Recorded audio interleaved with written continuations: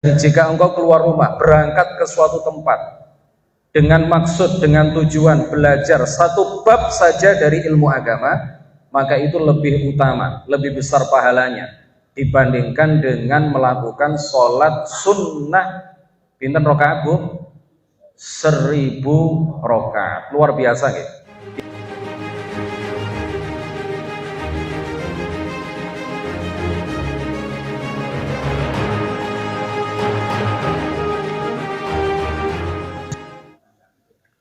Assalamualaikum warahmatullahi wabarakatuh. Alhamdulillahi rabbil alamin. Lahul ni'mah wa lahul fadl wa lahul thana'ul hasan. Salawatullahi al-barri rahim wal malaikatil muqarrabin ala sayyidina Muhammadin tawahal amin wa ala alihi wa sahbihi at-tayyibin at-tahirin. Rabbi shrah li sadri wa yassir li amri wa thabbitni 'ala al-iman. Allahumma la sahla illa ma ja'altahu sahla wa anta ya hayyu ya qayyum taj'alul hazna idza syi'ta sahla. Amma ba'd, ashabul fadilah, ulama'ana al-a'izza wa masyayikhuna al-ajilla wa fi muqaddimatihim Rais Syuriyah Nahdlatul Ulama Kecamatan Ngadiluih beserta seluruh jajarannya, Ketua Tanfidiyah MWC NU Kecamatan Ngadiluih beserta seluruh jajarannya, para pengurus lembaga Lajnah Banom, para pengurus ranting NU se-Kecamatan Ngadiluih, hadirin hadirat yang semuanya mudah-mudahan senantiasa mendapatkan limpahan taufik, rahmah serta hidayah dari Allah Subhanahu wa taala. Puji syukur marilah sama-sama kita haturkan kepada Allah Subhanahu wa taala. Sholawat serta salam mudah-mudahan senantiasa tercurahkan, terlimpahkan kepada junjungan kita Nabi Agung Muhammadin sallallahu alaihi wasallam. Langsung kemawon, wektale sangat terbatas, diberi waktu kurang lebih hanya 30 menit. Mudah-mudahan bisa singkat, padat dan penuh manfaat. Ustadz Adam kemarin waktu nyuwun kawula hadir di tempat yang insya Allah penuh keberkahan menika, kalau nggak salah tidak menentukan tema. Pundi Ustadz Adam Gus Adam. Ya, temanya bebas. Karena kita sekarang berada di 10 hari pertama bulan Dzulhijjah. Agar langsung bisa diamalaken, kula badhe nyampaikan kiswah kajian Islam Ahlus Sunnah wal Jamaah dengan tema keutamaan dan amaliyah 10 hari pertama di bulan Dzulhijjah. Allah Subhanahu wa taala berfirman, "Wal fajr wa layalin 'ashr wasy-syaf'i wal watr." Menurut para ulama mufassirin, yang dimaksud walayalin ashr di dalam ayat menika adalah malam pertama di bulan Dzulhijjah, 10 malam pertama di bulan Dzulhijjah. Allah Subhanahu wa taala bersumpah dengan 10 malam pertama di bulan Dzulhijjah karena 10 malam pertama di bulan Dzulhijjah adalah malam-malam yang penuh kemuliaan, malam-malam ingkang penuh keberkahan, malam-malam ingkang dicintai kalian Allah Subhanahu wa taala. Lalu menika malam Sabtu berdasarkan hasil ru'yat di berbagai titik lokasi ru'yat di berbagai wilayah di Indonesia ingkang dilaksanakan hari Rabu petang, hilal tidak berhasil dilihat.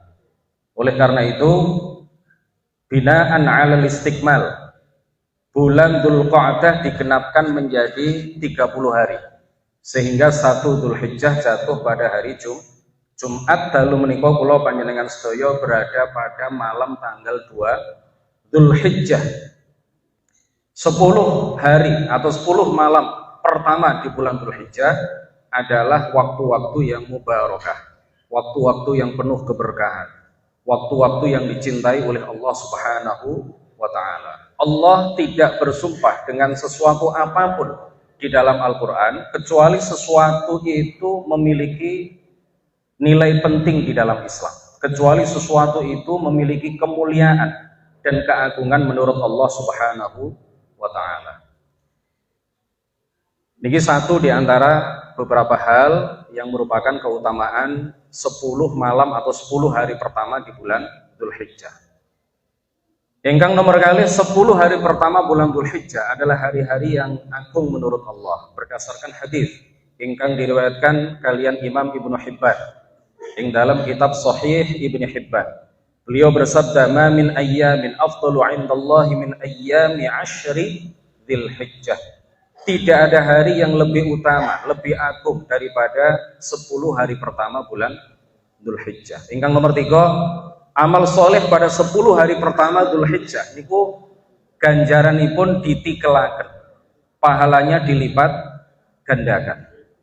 Amal soleh apapun, termasuk puasa.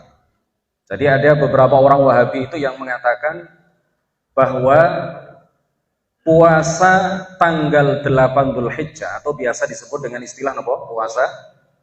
Puasa tarwiyah. Itu enggak ada dalilnya itu. Kalaupun ada hadisnya itu hadisnya dhaif. Hadis dhaif katanya tidak boleh dijadikan dalil di dalam menetapkan satu permasalahan hukum. Kita jawab bahwa para ulama tidak selalu menggunakan dalil khusus. Para ulama seringkali juga menggunakan dalil-dalil yang sifatnya umum. Di antara dalil umum mengenai kesunnahan melakukan puasa, bukan hanya puasa tarwiyah, tetapi puasa sunnah mulai tanggal 1 Dzulhijjah, tanggal 2 Dzulhijjah sampai tanggal 9 Dzulhijjah adalah hadis sahih riwayat Imam Al-Bukhari, riwayat Imam Ahmad, At-Tirmidzi, Abu Dawud, Ibnu Majah dan para perawi hadis yang lain dari sahabat Ibnu Abbas radhiyallahu anhuma bahwa Rasulullah sallallahu alaihi wasallam bersabda, "Ma min ayyamin al-'amalu shalihu fiha ahabbu ila Allah min hadhihi al-ayyam," yakni ayyam al-'ashr. Qalu ya Rasulullah walal jihadu fi sabilillah, qala walal jihadu fi sabilillah illa rajulun kharaja bi nafsihi wa malihi falam yarji' min dzalika bisyai'. Kata baginda Rasulullah, tidak ada hari yang amal soleh di dalamnya. Amal soleh, baginda Rasulullah menggunakan redaksi apa? Amal soleh. Termasuk amal soleh adalah puasa, baca Al-Quran, sedekah, silaturahim. Kalau di Tenggen Kulon niku Tendawar, Kecamatan Dawar, Kabupaten Mojokerto niku wonten istilah tinju, weweh. Itu juga amal soleh. Weweh tinju kepada saudara, kepada orang yang lebih tua, yang masih punya hubungan kekerabatan dengan kita. Itu sebagian orang di tempat kami melakukan weweh tinju, teng mriki napa namanya? Ater-ater, napa tuh kok teng mriki napa namanya ya? Ater-ater sedekah kepada orang-orang yang masih ada hubungan kekerabatan dengan kita. Itu termasuk juga amal soleh. Sebagian orang di tempat kami melakukan itu menjelang hari raya Idul Fitri. Sebagian di antaranya juga melakukannya menjelang hari raya Idul Adha. Karena itu tergolong amal soleh. Tidak ada hari yang amal soleh di dalamnya lebih dicintai oleh Allah daripada 10 hari pertama bulan Dzulhijjah. Para sahabat bertanya, wahai Rasulullah, termasuk lebih utama daripada jihad di jalan Allah? Rasulullah menjawab, melakukan amal soleh di 10 hari pertama di bulan Dzulhijjah itu juga lebih utama dibandingkan dengan jihad fi sabilillah. Kecuali orang yang berangkat jihad dengan jiwa dan hartanya, lalu ia tidak kembali dengan sesuatu apapun dari jiwa dan hartanya, karena ia telah mati syahid di medan perang. Jadi orang itu kalau jihad, selama dia belum mati syahid, kata baginda Rasulullah di dalam hadis sahih riwayat Imam Al-Bukhari ini, amal soleh di 10 hari pertama di bulan Dzulhijjah itu masih lebih utama dibandingkan dengan jihad fi sabilillah, dibandingkan dengan perang di jalan Allah melawan musuh-musuh Islam. Kecuali apabila orang yang berjihad itu mati di medan perang, ya, mati syahid di medan perang. Nah, itu kalau mati syahid tidak bisa diungguli pahalanya oleh amal soleh di 10 hari pertama di bulan Dzulhijjah. Yang keempat, pada 10 hari pertama di bulan Dzulhijjah ada satu hari yang merupakan afdalu ayyamis sanah. Afdalu ayyamis sanah, hari yang paling utama selama setahun. Inggih menika hari yang kita kenal dengan istilah napa Pak? Hari Arafah. Rasulullah sallallahu alaihi wasallam bersabda, afdalul ayyami yaumu Arafah. Hari yang paling utama dalam setahun adalah hari Arafah. Afdalu ayyamil usbu' yaumul Jum'ah. Hari yang paling utama dalam satu minggu adalah hari Jumat. Sedangkan hari yang paling utama secara mutlak dalam satu tahun adalah hari Arafah tanggal 9 Dzulhijjah yang tahun ini jatuh pada hari Sabtu tanggal 9 Juli yang akan datang. Hari Arafah adalah hari melimpahnya rahmat Allah dan hari pembebasan dari api neraka bagi orang-orang yang dikehendaki oleh Allah Subhanahu wa taala. Di dalam hadis sahih riwayat Imam Muslim, Rasulullah sallallahu alaihi wasallam bersabda, "Ma min yaumin aktsara min an yu'tiqallahu fihi 'abdan minan nari min yaumi Arafah." Tidak ada hari yang Allah membebaskan hamba dari api neraka sebanyak yang ia bebaskan pada hari Arafah. Hadis riwayat Imam Muslim, jelas sahih ini. Yang keenam, Bapak Ibu sekalian, begitu banyaknya rahmat dan pengampunan dosa di hari Arafah sampai-sampai setan, kalau disebut setan, ini terkadang yang dimaksud adalah iblis. Terkadang yang dimaksud adalah setiap jin yang kafir. Yang dimaksud di dalam hadis ingkang badhe kawula waos niki, setan yang dimaksud di dalam hadis ini adalah iblis dan seluruh jin yang kafir.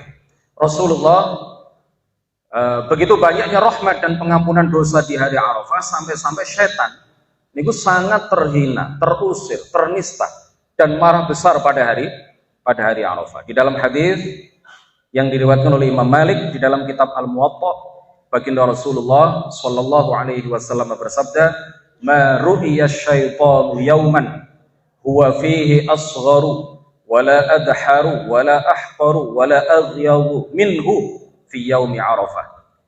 Tidaklah syaitan, tidaklah jin-jin yang kafir terlihat lebih terhina, lebih terusir, lebih ternista dan lebih marah kecuali pada hari Arafah. Saking melimpahnya rahmat Allah yang Allah turunkan kepada umat Islam pada hari Arafah, saking banyaknya Allah membebaskan umat Islam dari siksa api neraka pada hari Arafah, sampai-sampai syaitan pada hari Arafah marah besar, merasa terhina. Yang ketujuh, hari Arafah adalah hari mustajabnya doa. Bapak Ibu sekalian, baginda Rasulullah bersabda, "Afdhalud du'a'i du'a'u yaumi Arafah. Wa afdalu ma qultu ana wan nabiyyuna min qabli la ilaha illallah wahdahu la syarikalah." Doa yang paling utama adalah doa pada hari Arafah. Dan sebaik-baik yang aku dan para nabi sebelumku ucapkan adalah kalimat tauhid, la ilaha illallah wahdahu la syarikalah. Malam Idul Adha, malam hari raya Idul Adha, ini juga disebut oleh para ulama sebagai salah satu waktu yang mustajab untuk memanjatkan doa kepada Allah Subhanahu wa taala. Di dalam kitab Al-Imam Asy-Syafi'i radhiyallahu anhu mengatakan, "Balaghana annahu kana yuqal inna ad-du'a yustajabu fi khamsi layalin." Telah sampai berita pada kami bahwa dulu pernah dikatakan, dulu oleh para ulama, para generasi sebelum Imam Syafi'i, oleh para sahabat, oleh para tabi'in, ada pembicaraan di kalangan mereka mujarrab, ya, sesuatu yang telah dicoba berkali-kali dan berhasil, mujarrab, bahwa waktu-waktu yang disebutkan oleh beliau di dalam kitab ini adalah waktu-waktu yang mustajabah untuk memanjatkan doa kepada Allah Subhanahu wa taala. Yang pertama adalah fi lailatul jumu'ah, pada malam Jumat, wa lailatul adha, malam hari raya Idul Adha, wa lailatul fitri, malam hari raya Idul Fitri, wa awwal lailatin min Rajab, malam pertama di bulan Rajab, dan yang kelima adalah wa lailatul nisfi min Sya'ban, malam nisfu Sya'ban atau malam tanggal 15 Sya'ban. Ini keutamaan. Oke. Berikutnya adalah amaliyah, apa yang semestinya kita lakukan pada 10 malam atau 10 hari pertama di bulan Dzulhijjah. Yang pertama adalah memperbanyak amal-amal kebaikan, memperbanyak amal-amal soleh berdasarkan hadis ingkang sampun kula waos di awal paparan ya, ingkang diriwayatkan oleh Imam Al-Bukhari, bahwa Rasulullah sallallahu alaihi wasallam bersabda, amal soleh yang dilakukan pada 10 hari atau 10 malam pertama di bulan Dzulhijjah adalah amal-amal soleh yang membuahkan pahala yang dilipat gandakan oleh Allah Subhanahu wa taala. Salah satu amal soleh yang dilakukan, yang bisa kita lakukan adalah mengkaji, mengaji, mempelajari, membahas ilmu agama seperti yang malam menika kula panjenengan sedaya lampahi. Belajar ilmu agama hukumnya adalah napa? Wajib. Imma fardu ain wa imma fardu kifayah. Bahkan para ulama mengatakan seseorang yang ingin melakukan sholat sunnah, misalkan ya, seseorang yang ingin melakukan sholat sunnah, hukum mempelajari tata cara sholat sunnah bagi orang tersebut hukumnya adalah wajib. Jadi belajar ilmu agama itu hukumnya apa? Wajib. Makanya belajar ilmu agama, mengkaji ilmu agama seperti malam ini, seperti yang kita lakukan pada malam ini, di tempat yang penuh keberkahan ini, di waktu yang penuh keberkahan ini hukumnya adalah wajib dan pahalanya lebih besar daripada melakukan berapa? Sholat sunnah sebanyak 1000 rakaat. Coba bayangkan, panjenengan kuat, mampu napa mboten ngelampahi sholat sunnah sebanyak 1000 rakaat dalam waktu 1 jam. Sholat tarawih di bulan Ramadan, sholat tarawih niku panjenengan menawi ngelampahi sholat tarawih rutin setiap malam bulan Ramadan sebanyak 30 malam, 30 hari, 20 rakaat kali 30 niku tasik pinten? 600 rakaat ditambah witir 3 rakaat, 3 kali 30 pinten? 90. 690 rakaat. Niku nek mboten kumat boyoke, napa boyok niku teng mriki sami. Niku nek mboten kumat asam urate, asam aurate niku ya. Niku nek mboten kumat, niku saged 690. Belajar kados ngeten niki, belajar setunggal bab. Berdasarkan hadis sabit. Ini hadis sabit, hadis yang imma sahih wa imma hasan. Hadis berdasarkan hadis ingkang saged dipedomani, riwayat Ibnu Majah di dalam kitab Sunan Ibnu Majah. Dawuhipun Rasulullah sallallahu alaihi wasallam dumateng sahabat Abu Dzar, ya Abu Dzarrin la an taghduwa fatata'allama baban min al-ilmi khairun laka min an tusalliya alfa rak'atin ay minan nawafil. Wahai Abu Dzar, jika engkau keluar rumah, mempelajari, jika engkau keluar rumah, berangkat ke suatu tempat, dengan maksud, dengan tujuan belajar satu bab saja dari ilmu agama, maka itu lebih utama, lebih besar pahalanya dibandingkan dengan melakukan sholat sunnah pinten rakaat Bu? 1000 rakaat. Luar biasa gitu. Iswah niki ganjarannya ageng. Kajian Islam Ahlus Sunnah wal Jamaah niki harus terus dilestarikan, harus terus dilakukan, karena ini adalah satu kegiatan yang mendatangkan pahala yang luar biasa bagi kula panjenengan sedaya. Yang kedua, memperbanyak zikir. Di 10 malam, di 10 hari pertama di bulan Dzulhijjah, kula panjenengan sedaya dianjurkan untuk memperbanyak zikir kepada Allah Subhanahu wa taala. Berdasarkan hadis riwayat Imam Ahmad, "Ma min ayyamin a'zamu 'indallahi wa la ahabbu ilaihi minal 'amali fihinna min hadhil ayyamil 'ashr. Fa'akthiru fihinna," maka perbanyaklah di dalamnya, minat tahlili wat takbiri wat tahmid. Perbanyaklah tahlil, perbanyaklah takbir, dan perbanyaklah tahmid, dan juga zikir-zikir yang lain. Yang ketiga adalah puasa tarwiyah dan puasa Arafah. Rasulullah sallallahu alaihi wasallam bersabda, "Shaumu yaumit tarwiyah kaffaratu sanatin, wa shaumu yaumi Arafata kaffaratu sanataini." Rawahu Ibnu Hibban. Puasa hari tarwiyah, puasa tanggal 8 Dzulhijjah yang jatuh pada hari Jumat tanggal 8 Juli yang akan datang, itu fadilahnya adalah menghapus dosa 1 tahun.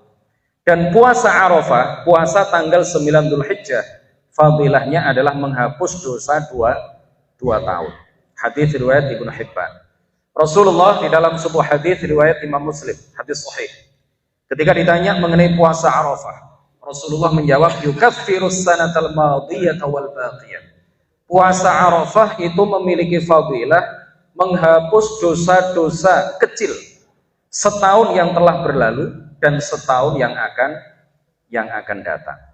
Bapak Ibu, dosa kecil itu kan otomatis dihapus oleh Allah antara satu sholat dengan sholat berikutnya.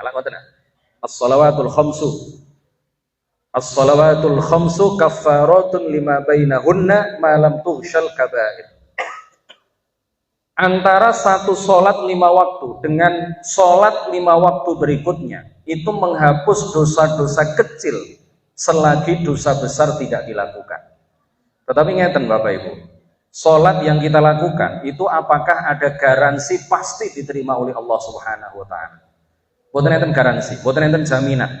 Dan kita tidak bisa memastikan apakah sholat 5 waktu yang kita lakukan ini betul-betul diterima oleh Allah Subhanahu wa taala. Makanya tetap diwajibkan taubat dari semua dosa, baik dosa besar maupun dosa kecil, karena sholat 5 waktu yang kita lakukan itu tidak ada jaminan, tidak ada garansi, tidak dapat kita pastikan diterima oleh Allah Subhanahu wa ta'ala.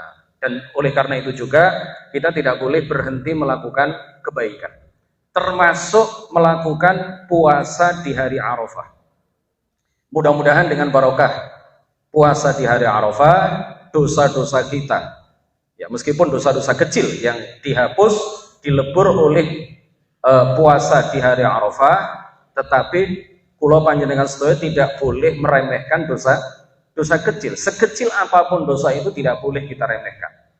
Karena setiap dosa atau orang yang selalu melakukan dosa dan meremehkan dosa-dosa kecil, dia bisa jadi suatu saat akan terjerumus ke dalam dosa besar. Kalau sudah melakukan dosa besar, satu saja dirutinkan, itu sangat dikhawatirkan mati dalam keadaan suhul khatimah. Wal'iyadu billahi ta'ala.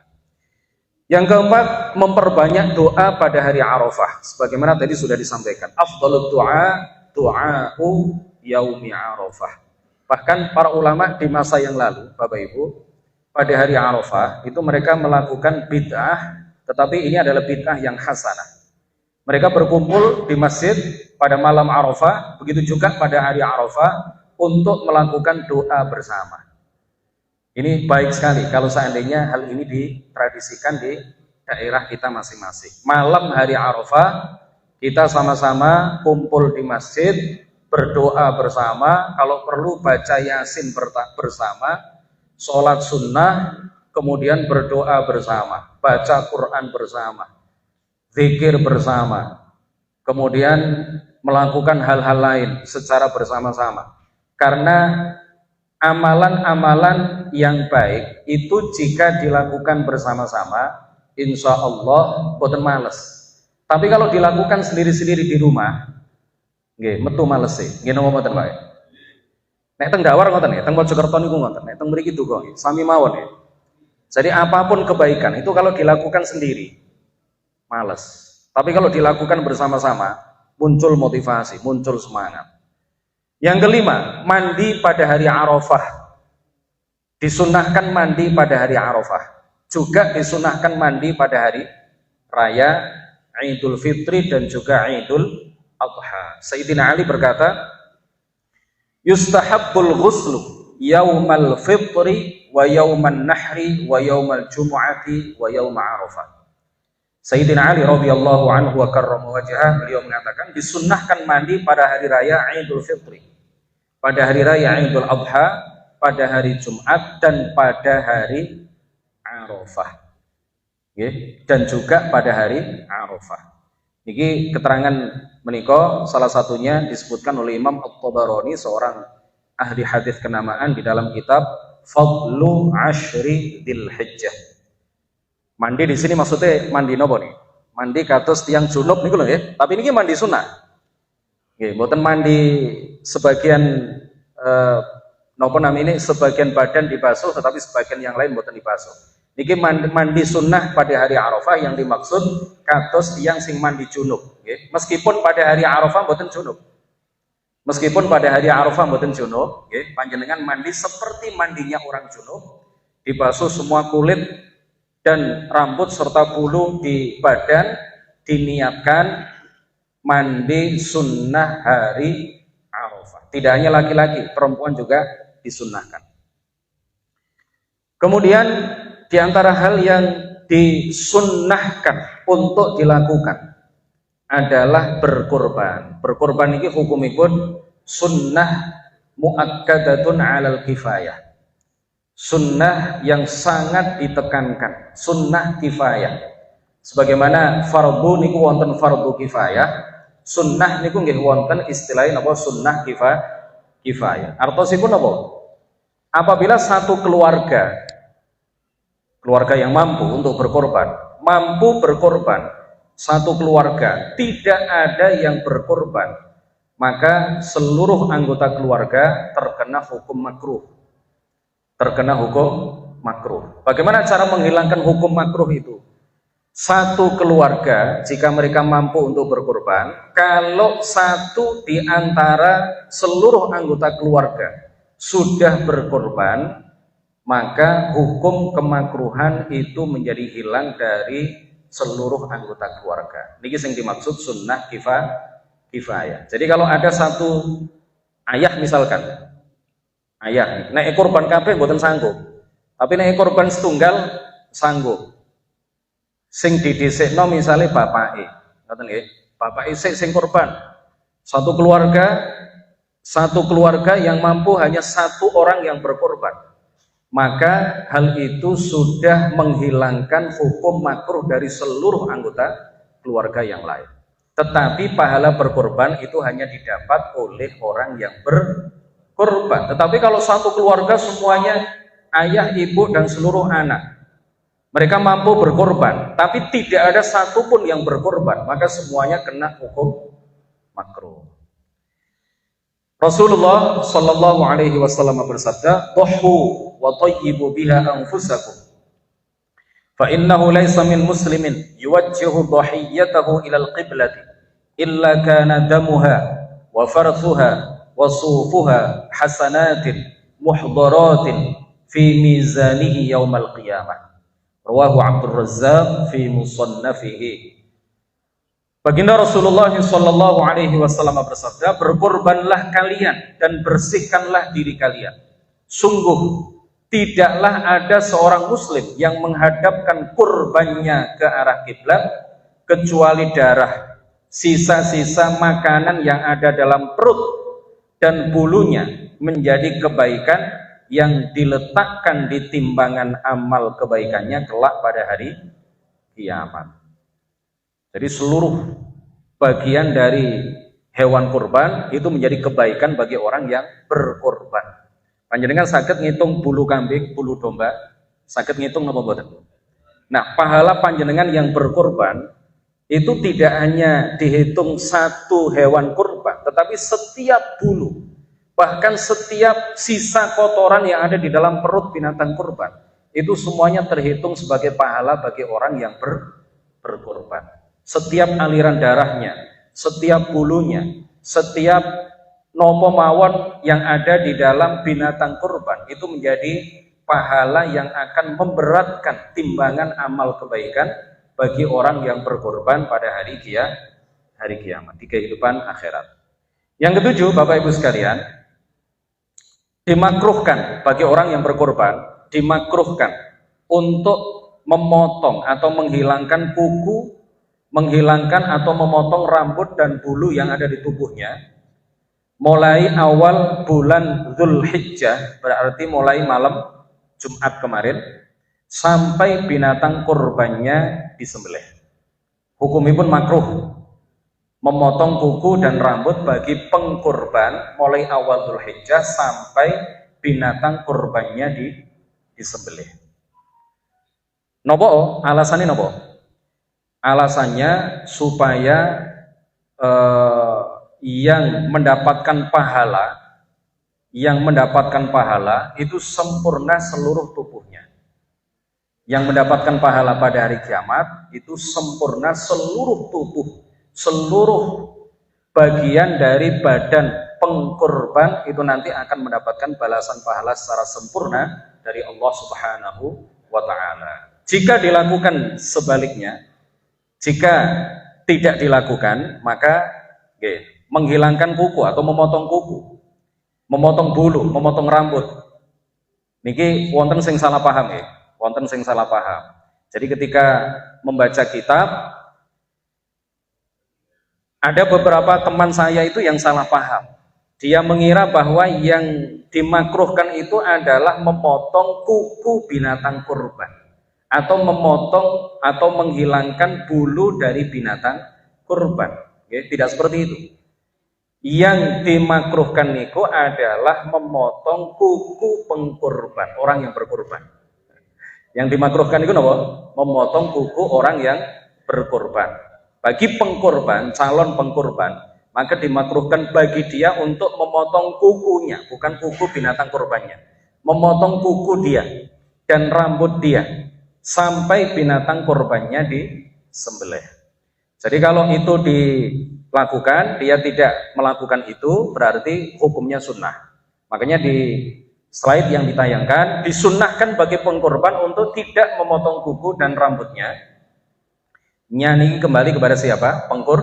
Pengkorban. Mulai awal bulan Dzulhijjah sampai korbannya disembelih. Di dalam kitab Al-Majmu' Syarhul Muhadzab, Al-Imam An-Nawawi mengatakan madhabuna anna izalata sya'ri wal dhufri fil ashri liman arada at-tadhhiyata makruhun karahata tanzih hatta yudhhiya.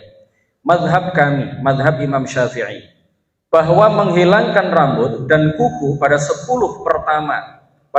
hari pertama Dzulhijjah, mulai awal Dzulhijjah, bagi yang ingin berkorban hukumnya adalah makruh, tidak sampai haram ya, bukan haram, sampai ia menyembelih hewan kurbannya atau hingga disembelih hewan kurbannya.